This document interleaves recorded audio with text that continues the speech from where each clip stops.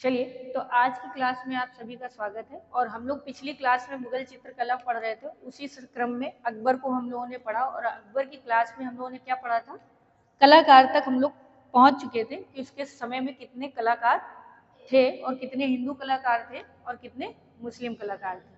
आज की क्लास में हम कलाकारों में पहले हर एक कलाकार को पढ़ेंगे, जैसे मीर सैयद अली है, अब्दुल समद है, दसवंत है। तो जो इनके दरबार में चित्रकार थे, उन्होंने कौन सी चित्र शैली में काम किया है और कौन सा चित्रण बनाया है, इसके बारे में हम पढ़ेंगे। तो आज हम पहले पढ़ेंगे मीर सैयद अली को। ये कहाँ से आए थे, तो ईरान के तबरेज से, ठीक है। वहां से ये कहाँ आए थे और किसके साथ आए थे, हुमायूं इनको लेके आए थे अपने दरबार में। और वहां से आने के बाद ये फिर अकबर के शासनकाल में इन्होंने सबसे ज्यादा कार्य किया, क्योंकि हुमायूं के समय में मुगल चित्र शैली में कोई भी ज्यादा कार्य नहीं हुआ। इसके बाद मीर सैयद अली, ये ईरान में रहने वाले थे और ये किनके शिष्य थे, यानी इनके गुरु कौन थे या ये किसके शिष्य थे, तो ये शिष्य थे शाह, जो जुदाई नाम से कविताएं करते थे। जिनके ये शिष्य थे वो किस नाम से करते थे, तो जुदाई उपनाम से कविताएं करते थे या लिखते थे, ठीक है, कविताएं करते थे। कौन थे वो, तो वो थे शाह तामस ना, शाह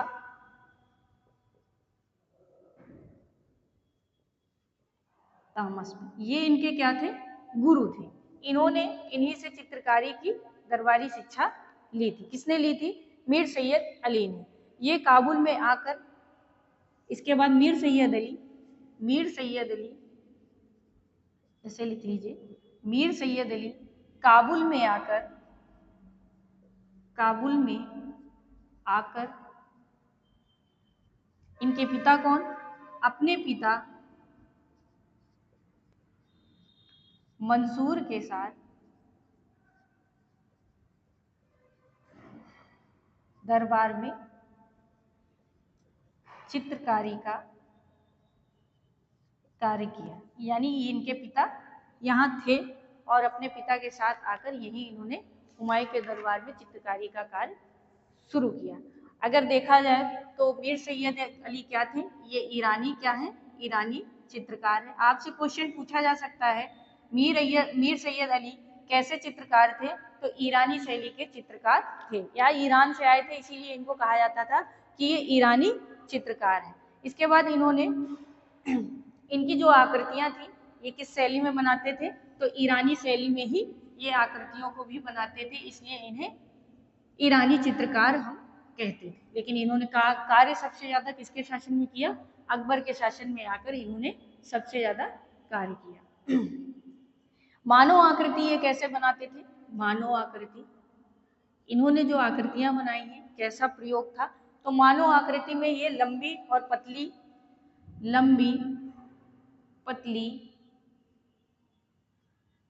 और पतली गर्दन बनाते थे तथा लता के समान लचकदार, लंबी और पतली गर्दन बनाते थे, कैसी, लता के समान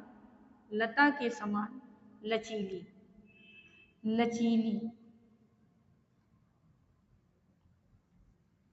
अरे भाई, लचीली बनाते थे, ठीक है। तो लता के समान इनकी आकृतियां कैसी होती थी, लचीली हुआ करती थी या लचकदार होती थी। गर्दन कैसी, लंबी और पतली बनाते थे, ठीक है। और इनके जो सुराहीदार चेहरे लंबे होते थे, चेहरे कैसे बनाते थे, तो चेहरे ये सुराहीदार बनाते थे, सुराहीदार, पतले व लंबे। तो ये इनके चित्रण में कैसे, मानव चित्रण की विशेषता थी, कैसे चित्रों को ये बनाते थे, तो इस तरह से आकारों का प्रयोग करते थे। और मीर सैयद अली किस लिए ज्यादा जाने जाते थे, तो मीर सैयद अली ग्राम्य जीवन के लिए, यानी ग्राम्य जीवन व ग्रामीण दृश्य बनाने में पारंगत थे, ठीक है। यानी कि विशेष पूछा जाता है कि मीर सैयद अली किस लिए जाने जाते थे, या इन्होंने चित्रण सबसे ज्यादा किसका किया है, तो ग्राम और नगर जीवन का सबसे ज्यादा इन्होंने चित्रण किया है। अब इनके प्रमुख चित्र कौन कौन से थे, प्रमुख चित्र, तो जो चित्र इनका सबसे श्रेष्ठ है, तो इनका सबसे श्रेष्ठ चित्र है लैला या मजनू का जन्म। क्या है, मजनू का जन्म। ये पूछा जा चुका है कि मजनू का जन्म किस कलाकार ने चित्रित किया है, तो मंसूर नहीं, मीर सैयद अली ने इसको चित्रित किया है। लैला के समझ जंजीर में जकड़ा मजनू, दूसरा है इनका लैला के समीप, लैला के समीप जंजीरों से मैं जकड़ा, जंजीरों में जकड़ा मजनू। तो ये किसका है, ये भी मीर सैयद अली का है। इसके बाद गाय का वध करता हुआ जहाज, ये आया है एक बार, गाय का वध करता हुआ जहाज, जहाज माने होता है कसाई, ठीक है, गाय का वध करता हुआ जहाज, सॉरी जहाज, जहाज माने होता है कसाई जो काटता है उसको, ठीक है। पिता मंसूर का व्यक्ति चित्र, ये बहुत पूछा जाता है, पिता मंसूर का व्यक्ति चित्र, ये भी किसने बनाया है, मीर सैयद अली में। इनका नेक्स्ट है जहाक अली के पिता की सभी, किसका, जहाक अली के पिता का शभी, शभी माने होता है पोर्ट्रेट, और इसी को हम कहते हैं व्यक्ति चित्र भी। व्यक्ति चित्र का मतलब होता है सामने बैठे हुए व्यक्ति का चित्रण करना, वही सभी, वही पोर्ट्रेट और वही व्यक्ति चित्र कहलाता है। तो ये थे मंसूर। अब इनके आगे हम पढ़ेंगे अब्दुल समद को। देखिए इनके चित्रों के बारे में भी पूछ लेता है, कौन सा चित्र किस चित्रकार ने चित्रित किया है। तो इसके आगे अब आप पढ़ेंगे अब्दुल समद को। ये सबसे श्रेष्ठ कलाकार थे, इसलिए पहले इनको पढ़ रहे हैं। इसके बाद है ख्वाजा अब्दुल समद, ख्वाजा अब्दुल समद शिराजी। शिराजी इनकी क्या है, उपाधि, ठीक है, इनको अकबर के ही द्वारा दी गई थी अब्दुल समद को, ठीक है। इन्होंने, ये भी कहाँ से आए थे, ये भी ईरान से आए थे, ईरानी कलाकार थे, ईरानी कलाकार थे। कहाँ से आए थे, तो ये भी ईरान से आए थे, ठीक है। और शाह तामस्प का दरबाजी चित्रकार था, शाह तामस्प का दरबारी चित्रकार थे। आपसे पहले पूछे कि ईरान में किसके यहाँ थे, तो ईरान में शाह तामस्प के यहाँ दरबारी चित्रकार थे। बाद में ये हुमायूं और फिर अकबर के शासन में इन्होंने कार्य किया। इसी के निर्देशन में क्या पूरी हुई थी, इन्हीं के निर्देशन में, इन्हीं के निर्देशन में, निर्देशन का मतलब होता है कि इन्हीं के देख रेख में, ठीक है, इन्हीं के निर्देशन में दास्ताने ए अमीर हमजा, दास्तान ए अमीर हमजा, अमीर हमजा, या इसी को हम लोग क्या कहते हैं, हमज नामा, ठीक है, इनके समय में या इन्हीं के निर्देशन में क्या हुई, चित्रित हुई थी, इन्हीं के निर्देशन में ये चित्रित हुई। इसके बाद सीरी कलम की उपाधि से इन्हें नवाजे गए थे, यानी इनकी उपाधि क्या थी, उपाधि पूछी जाती है तो सीरी कलम इनकी उपाधि थी, इसीलिए सिराजी भी कहा जाता है इनको, ठीक है। चित्रकार सुलिपिकार के साथ साथ ये गद्यकार कविकार थे, यानी ये चित्रकार तो थे ही, चित्रकार थे, चित्रकार के साथ साथ सुलिपिकार थे, सुलिपिकार, ठीक है, चित्रकार, सुलिपिकार और शिकस्त शैली के सबसे बड़े जादूगर भी थे। कौन सी, शिकस्त शैली। तो ये विशेष याद रखिएगा, शिकस्त शैली का कौन सबसे ज्यादा प्रयोग किया है, तो वो थे अब्दुल समद, ठीक। फतेहपुर सीकरी की ये सबसे बड़े क्या बनाए गए थे, अधिकारी जिसे कहते हैं। तो फतेहपुर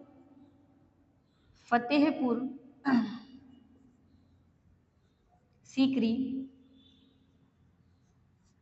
की चित्रशाला, जो चित्रशाला थी वहाँ के ये क्या थे, वहाँ के ये अध्यक्ष थे। अध्यक्ष के ये या सबसे बड़ा जो पद होता है उस समय, उसी पे ये कार्य किए और इनको बनाया गया था फतेहपुर सीकरी की चित्रशाला, जिसे आप लोग जहाँ चित्रकार कार्य करते हैं। और वहाँ लमसम उनके समय में कम से कम 300 से 400 लोग तो काम करते रहे होंगे। ठीक है, तो ये शिकस्त शैली में काम करते थे और फतेहपुर सीकरी चित्रशाला के अध्यक्ष थे। और मुल्तान के गवर्नर पद में कम से कम 400 मनसबदार, 400 मनसबदार के ये अधिकारी भी थे। यानी इनके अंडर में 400 लोगों को इनके अंडर में कर दिया गया था, जिनका निर्देशन ये करेंगे। तो ये मनसबदार भी थे। इसको अगर समझना हो तो आप यही समझ सकते हैं, सेनाओं में होता था कि सेनापति बनाया जाता था, तो उस समय मुगल शैली या मुगल काल में मनसबदार एक पद चलता था, वो इनको दिया गया था। इसके बाद ये सिद्धहस्त किस्म थे, तो ये यहीं पे लिख लीजिए, ये पशु और पक्षी के चित्रण में सबसे सिद्धहस्त थे, या अधिक बनाते थे, या सिद्धहस्त थे, सिद्धहस्त थे। अगर पूछ ले सबसे ज्यादा चित्रण किस चीज का इन्होंने किया है, तो पशु पक्षियों का किया है। इसके बाद है दसवंत। देखिए थोड़ा सा अकबर बड़े हैं, मतलब अकबर के समय में ज्यादा काम हुआ है, तो अकबर को पढ़ने में थोड़ा समय लगेगा, बाकी मुगल शैली जल्दी ही समाप्त हो जाएगी। इसके बाद है दसवंत। दसवंत ये जो है हिंदू कलाकार थे, और ये कहार जाति के थे। किस जाति के? कहार जाति के। कहार जाति के थे। भूल जाइए कि टीजीटी ये नहीं पूछेगा कि किस जाति के थे, एक बार पूछा जा चुका है कि दसवंत किस जाति के कलाकार थे, तो कहार जाति के कलाकार थे। जो क्या कार्य करते थे? पालकी उठाने का, पालकी उठाने का, और पालकी उठाने का, और दीवारों पर चित्रण का कार्य करते थे।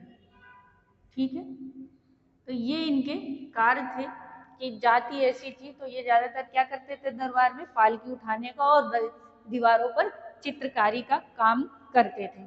इन्होंने तैमूरनामा किसमें काम किया है? तो इन्होंने तैमूरनामा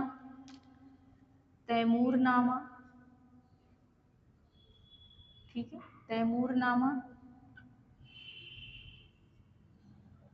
तैमूरनामा, रमजनामा, दास्ताने ए अमीर हमजा, रमजनामा क्या है? ये महाभारत का फारसी ये रामायण का फारसी अनुवाद है। किसका है? तो रमजनामा को हम रामायण का फारसी अनुवाद कहते हैं। ठीक है, दास्ताने ए अमीर हमजा, दास्तान ए अमीर हमजा,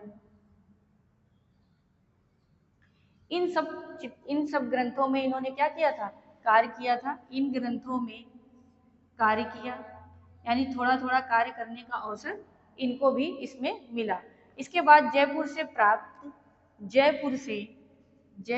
प्राप्त रमजनामा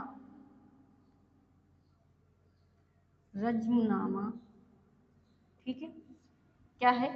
तो ये महाभारत है, गलत,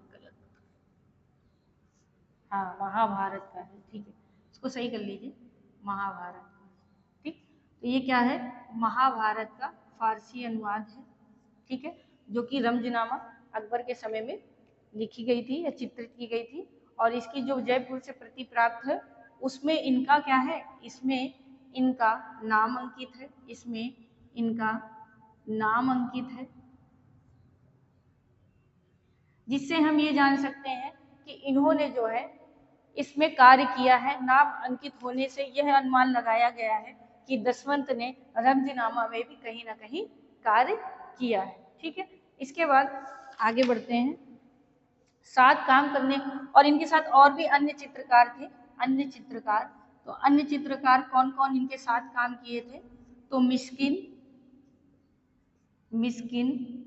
ठीक है, मिस्किन के साथ थे श्रवण केशु, श्रवण केशु, इन लोगों ने भी इस ग्रंथ में इनके साथ कार्य किया है। इनके चित्रों में परिपेक्ष, यानी परिपेक्ष का अर्थ होता है परछाई।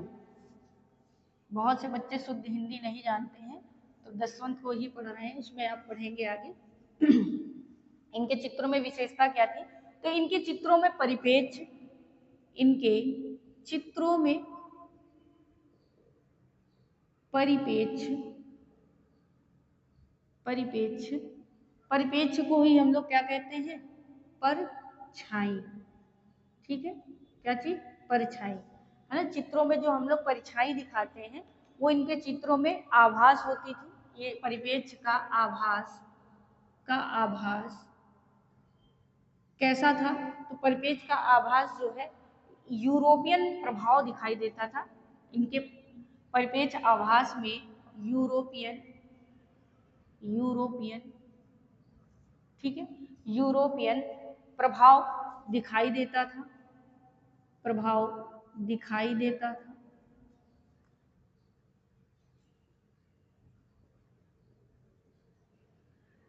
ऐसा इसलिए कहा क्योंकि यूरोपीय कला में ही सबसे ज्यादा क्या होता था? परिपेक्ष का प्रयोग होता था, और दसवंत अपनी चित्रकला में परिपेक्ष का अच्छे से प्रयोग करते थे। तो इसलिए कहा गया कि इनके चित्रों में परिपेक्ष यानी परछाई का हम लोगों को अच्छा प्रभाव या अच्छा भास दिखाई देता था, जो कि यूरोपियन शैली से मिलता था।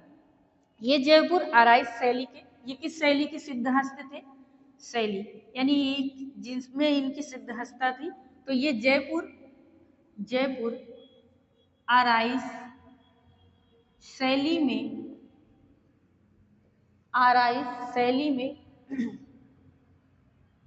शैली में सिद्धहस्त थे, यानी अधिक श्रेष्ठता इनको इसी शैली में थी। ठीक है, तो कभी कभी पूछता है दसवंत किस शैली में सिद्धहस्त थे, तो याद रखिएगा जयपुर आराइश शैली में ये बहुत सिद्धहस्त थे। ये आपके लिए इम्पोर्टेंट है। ठीक है, इसके बाद है अकबर के समय में दिल्ली की शाही टकसाल के निर्देशक अध्यक्ष पद में थे। अकबर के समय में ये शाही टकसाल के अध्यक्ष पद में थे।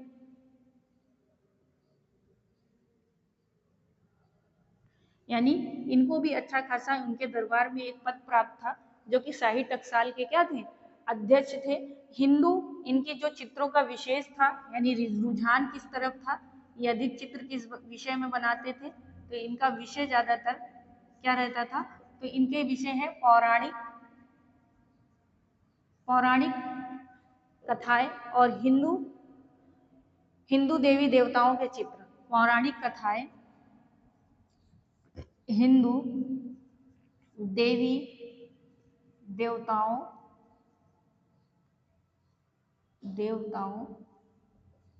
के चित्र।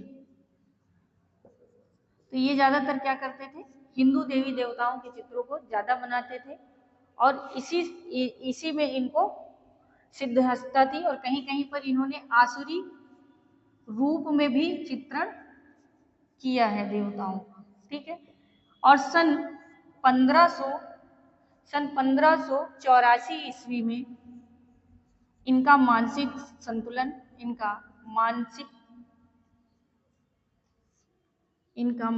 संतुलन बिगड़ जाने के कारण